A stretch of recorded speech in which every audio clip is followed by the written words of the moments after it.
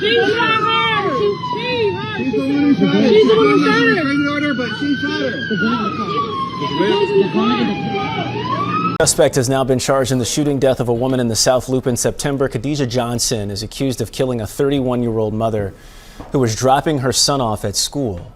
She was taken into custody in Des Plaines yesterday and will appear in court today. On September 8th, 2025, at 9:06 a.m., 31-year-old Romeca Meeks-Blackmon kissed her son goodbye at a school in Chicago's South Loop. Then minutes later, outside the building, she was confronted by 31-year-old Quadajah Johnson. Witnesses say the boy's father, identified in media reports as Carlos Losos Way, intervened, restraining Meeks-Blackmon moments before Johnson allegedly retrieved a handgun and fired a single shot. Meeks-Blackmon collapsed. She was rushed to Stroger Hospital and later pronounced dead. Johnson was briefly detained, then released, and for months the case appeared stalled. On December 4th, detectives announced charges of first-degree murder. As a detention hearing looms, critical questions remain. What sparked the showdown? Was the shooting planned? And will evidence from surveillance or ballistics finally tell the full story? Hey, good morning. Well, Quadajah Johnson is accused of shooting and killing 31-year-old Romeca Meeks-Blackmon on September 8th in the South Loop. Johnson was arrested shortly after the shooting, but released without charges. Back in September, WGN talked to Blackmon's mother, who cried out in pain. I want justice. She didn't deserve it under no circumstances. And Johnson was arrested again Tuesday afternoon in Des Plaines. The shooting happened near the intersection of State Street and Cermak Road. Blackmon had just dropped off her 6-year-old son at school. Police say there was a fight between Johnson and Blackmon. Suddenly, Johnson pulled out a gun and shot Blackmon in the face. Blackmon's family describes her as sweet, loving, supportive, and a great mother. She was working and studying to become a nurse before her death. Sources say Blackmon knew her accused killer. It's still unclear what led to the fight. A detention hearing is scheduled for later this morning. In the newsroom, Winnie Dorch, WGN News. Stay with us as we unravel this shocking story and uncover the heartbreaking details of what led to this senseless loss. Before we begin, let us know in the comments, where are you watching from? And what are your thoughts as the story unfolds? Welcome to True Crime Tales, where we reveal the crimes that shock communities and the secrets hidden behind closed doors. These are real people, real events, real consequences. Hit subscribe and turn on notifications. You won't want to miss what's coming next. Now let's begin. Romeca Meeks-Blackmon was a 31-year-old resident of Chicago, Illinois. At the time of her death, she was reportedly preparing to enter or advance within nursing programs, according to statements from relatives and acquaintances. Those close to her describe her as responsible, organized, and primarily focused on providing stability for her young son. She lived in Chicago and maintained an active role in managing her household and her child's needs. Her communication patterns, shared posts, and online presence depicted a woman concentrating on parenting and educational goals. Meeks-Blackmon's relationship with the father of her child continued in the form of co-parenting. Public information indicates that their interactions were centered around shared responsibilities for the child, with both parents maintaining separate personal lives, but remaining connected through their parenting arrangement. At the center of Meeks-Blackmon's life was her son, approximately 6 years old. Statements from relatives indicate that she consistently upheld a routine structured around his school schedule, extracurricular obligations, and emotional needs. She was documented writing notes and encouraging messages for him, including a handwritten message placed in his lunch bag on the morning of the incident. This behavior formed part of her approach to uplifting her child and reinforcing positive communication. Her relationship with her own mother, siblings, and extended family remained close. Relatives noted that she communicated regularly with them and relied on their support network for child care, guidance, and emotional reinforcement. Multiple sources describe her as the type of person who would turn a family first in moments of challenge or uncertainty. Meeks-Blackmon maintained an active online presence, primarily focused on motherhood and daily life. Her publicly visible posts presented her as engaged with common parenting routines rather than any lifestyle connected to conflict or criminal activity. There is no documented evidence showing involvement in violent altercations initiated by her. Public records and available reporting do not reflect a history of arrests, violent disputes she initiated, or involvement in gangs or criminal affiliations. Her engagement online pointed instead to an emphasis on family and personal milestones. Photos and posts often highlighted her son's activities, family gatherings, and occasional references to personal goals. Romeca Meeks-Blackmon and the suspect, Quadajah Johnson, were connected through the same man, the father of Meeks-Blackmon's child. This shared link created a documented history of tension between the two women. According to court filings, Johnson previously sought protective orders against Meeks-Blackmon in 2024 and 2025. These legal filings suggest an ongoing dispute, although the specific allegations listed in those orders have not been publicly released in full detail. Both families were aware of the conflict, and the issues between the two women appear to have persisted for an extended period leading up to the 2025 incident. No available documentation indicates that the conflict was resolved or de-escalated prior to the events on September 8, 2025. Quadajah Johnson, age 31, was identified by police and media outlets as the suspect in the fatal shooting. She resided in Des Plaines, Illinois at the time.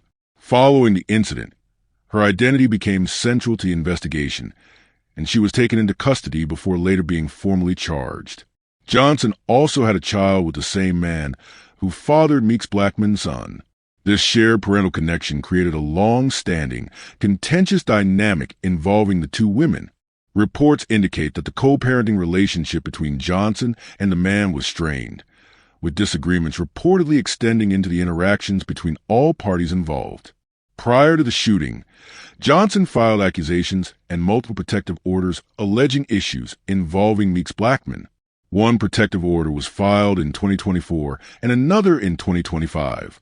These filings provide documented evidence that Johnson viewed Meeks-Blackmon as a source of conflict or perceived threat, though those allegations had not resulted in criminal charges against the victim. At the time of the incident, Johnson reportedly possessed a legal concealed carry license. Authorities stated that she had access to a handgun stored inside her vehicle. Public records do not state whether she had formal firearms training or advanced familiarity with weapons.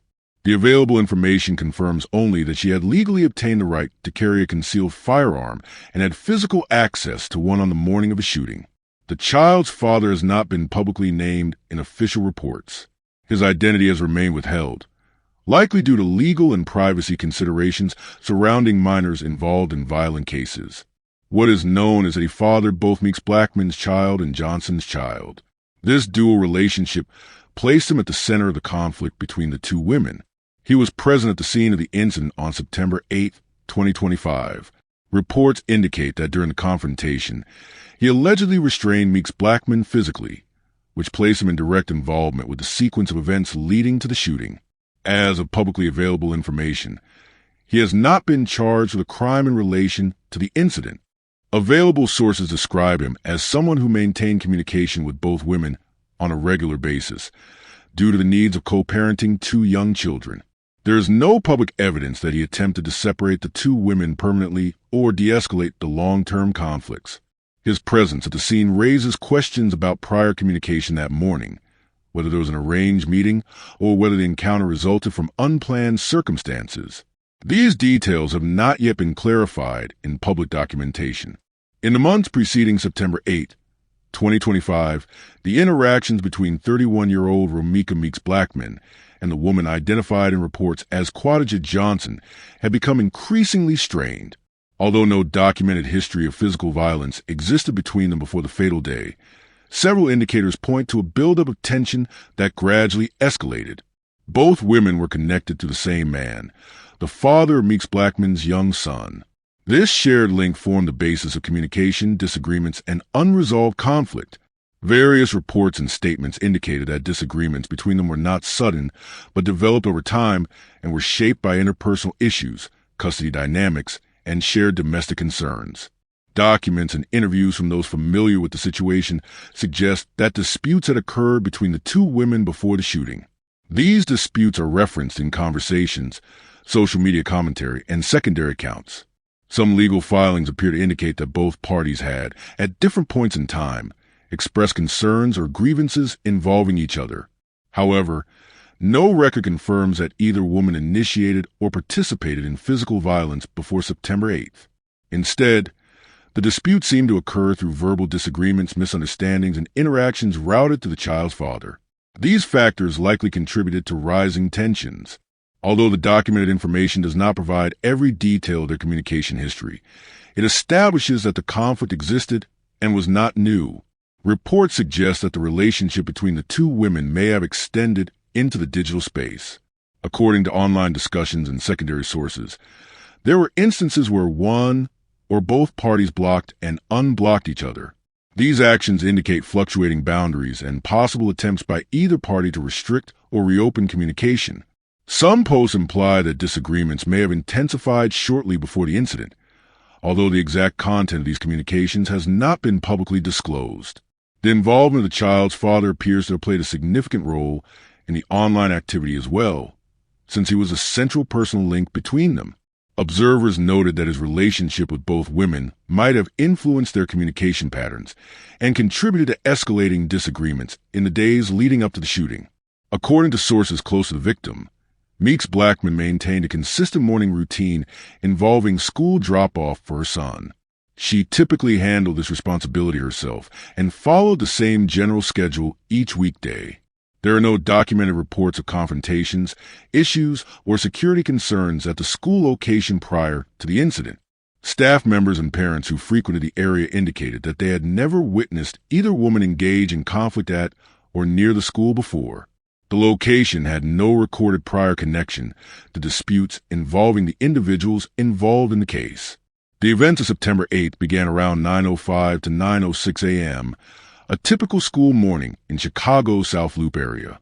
The weather conditions were ordinary for early September, and no special school events or disruptions were reported.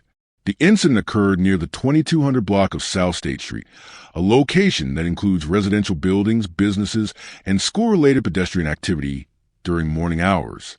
At the start of the morning, Meeks-Blackmon completed her usual routine, dropping off her young son at school. Before leaving home, she placed a handwritten note inside his lunchbox. This note, later publicized by family members, reflected her standard practice of encouraging her child during school days.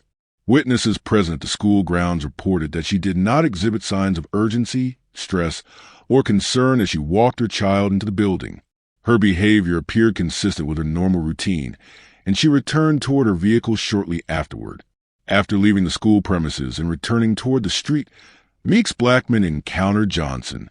Witness statements collected by authorities indicate that a verbal dispute began between the two women. The content of the argument has not been officially disclosed, but multiple witnesses describe a rapid escalation. During the disagreement, the child's father reportedly intervened physically. According to police reports and eyewitness accounts, he allegedly placed Meeks-Blackmon in a headlock during the altercation. This action appeared to further heighten the confrontation between all three individuals. As tensions increased, physical contact occurred among the parties, and the situation intensified quickly. During the course of the altercation, Johnson reportedly moved away from the immediate confrontation and ran toward her vehicle. Witnesses stated that she retrieved a firearm from inside the vehicle before returning to the location where the confrontation was still underway. Upon returning, she discharged the weapon at close range. The shot struck Meeks-Blackmon in the face and possibly in the thigh. The victim collapsed immediately on the sidewalk. Multiple witnesses who observed the shooting contacted emergency services. Police arriving at the scene recovered the handgun used in the shooting, as well as shell casings located nearby. Emergency medical personnel transported Meeks-Blackmon to John H. Stroger Jr. Hospital of Cook County. Despite medical efforts, she was pronounced dead shortly after arrival. Hospital records and police reports confirmed the fatal injury as a gunshot wound to the face at close range. Chicago Police Department officers responded promptly to the 911 calls. When they arrived, they secured the scene, collected physical evidence, and detained individuals involved in the altercation. Officers recovered the firearm, documented the positions of the shell casings, photographed the scene, and interviewed witnesses who had seen the confrontation and shooting. Johnson was taken into custody at the scene. At that time, No formal charges were immediately filed as investigators continued gathering evidence and reviewing witness statements. Officers also documented information from the child's father and others present. Following the confirmation of Meeks-Blackmon's death, her family was notified. Public interviews later conducted with family members indicated concerns over the process of the investigation and the initial absence of charges. Relatives also expressed frustration regarding the circumstances surrounding the confrontation. While these interviews reflected personal reactions, they also introduced new information about the victim's routine, her responsibilities, and her prior relationship with the individuals involved. The shooting quickly circulated on social media platforms through videos, photographs, and eyewitness posts. Community members gathered near the school in the days following the incident to discuss safety concerns and the dynamics of domestic disputes occurring in public spaces. Several online conversations focused on issues such as gun access, interpersonal conflict, and school zone security. The case generated widespread attention as residents and viewers online called for clarity regarding the event and accountability for those involved. The investigation into September 8, 2025 shooting death of 31-year-old Romeca Meeks-Blackmon began immediately after police arrived at the scene near a South Loop school in Chicago. Responding officers secured the area, identified potential witnesses, and began documenting physical evidence. The location, a school drop-off zone, increased urgency as investigators worked to collect any material that could establish the sequence of events. Detectives recovered a firearm believed to be used in the shooting. It was found in the possession of the alleged shooter, 27-year-old Quadajah Johnson, according to early police reports. Spent shell casings were located near the passenger side of Meeks-Blackmon's vehicle, indicating the position where shots were fired. The casings were photographed, marked, and collected for ballistic comparison. Nearby businesses and the school itself were identified as potential sources of surveillance footage. Investigators requested access to cameras facing the drop-off zone, building entrances, and parking areas. The goal was to track the movements of both Meeks-Blackmon and Johnson before and during the incident, and to determine whether the firearm was retrieved from a vehicle moments before shots were fired. Witness statements were gathered from civilians present during drop-off, staff members who heard the gunfire, and parents who saw the confrontation unfold. Several described seeing a physical struggle before the shooting. Others reported seeing a second individual restraining Meeks-Blackmon, which became a central point of dispute in witness accounts. Medical personnel later provided a report confirming that Meeks-Blackmon suffered a fatal gunshot wound to the head and additional injuries from another round striking her lower body. These medical findings were added to the investigative file to support the timeline and the positioning of the shooter. From the beginning, conflicting narratives shaped the direction of the investigation. Johnson told officers she acted in self-defense, alleging that Meeks-Blackmon initiated the confrontation. She claimed the situation escalated rapidly, leaving her no choice but to fire the weapon. The victim's family, however, stated publicly that the shooting was an ambush. They argued it was an execution-style killing carried out after a heated domestic dispute connected to co-parenting conflicts. According to their account, Meeks-Blackmon was restrained before the shot was fired, making the self-defense claim inconsistent with the physical positioning described by witnesses. Investigators noted discrepancies about whether Meeks-Blackmon was held in place during the shooting. Some witnesses described someone restraining her, others did not. These conflicts required further analysis, including review of potential video evidence and re-interviewing key eyewitnesses. A central question involved intent. Detectives examined whether Johnson retrieved the firearm from her vehicle during the confrontation, which would indicate possible premeditation. The length of time between the argument, the retrieval of the gun, and the firing of the fatal shot became a focal point of prosecutorial interest. Ballistic testing confirmed that the recovered firearm matched the spent casings found at the scene. The trajectory analysis showed the direction and angle of the gunfire, establishing that the fatal shot was fired at close range. Investigators assessed the estimated distance between the shooter and the victim based on gunpowder residue patterns, wound characteristics, and the position of shell casings. The evidence supported that Meeks-Blackmon was in extremely close proximity when struck. Injury patterns were documented extensively. The autopsy recorded the head wound as the cause of death. Additional trauma in the thigh and the presence of stippling around the entry point provided key indicators of distance and positioning. These forensic details were used to evaluate the credibility of the self-defense claim. Following her initial arrest at the scene, Johnson was released without charges, creating public confusion. Prosecutors stated they required additional evidence before proceeding, but the decision prompted speculation and concern from the victim's family and supporters. A petition was later created demanding action from Cook County prosecutors. The petition circulated widely online, criticizing perceived delay and calling for immediate charges based on witness accounts. After nearly 3 months of review, reevaluation of witness statements, and additional forensic results, authorities moved forward. On December 3, 2025, Johnson was arrested again. The following day, December 4th, she was formally charged with first-degree murder. Officials announced that sufficient evidence had been gathered to support the charge, citing new developments that met the prosecutorial threshold. A detention hearing was scheduled to determine whether Johnson will remain in custody pending trial. Johnson's defense is expected to argue self-defense, emphasizing her claim that Meeks-Blackmon pose an immediate threat. They may point to the physical struggle as justification. Prosecutors, however, are expected to focus on several key points.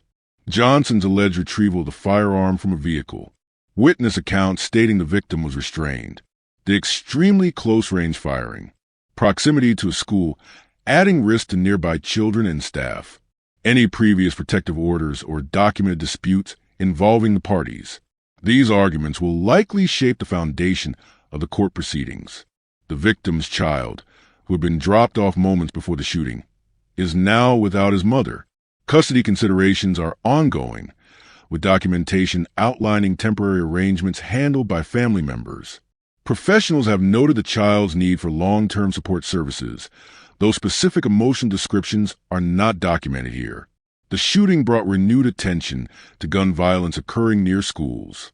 Discussions emerged about increasing safety protocols during drop-off and pickup hours.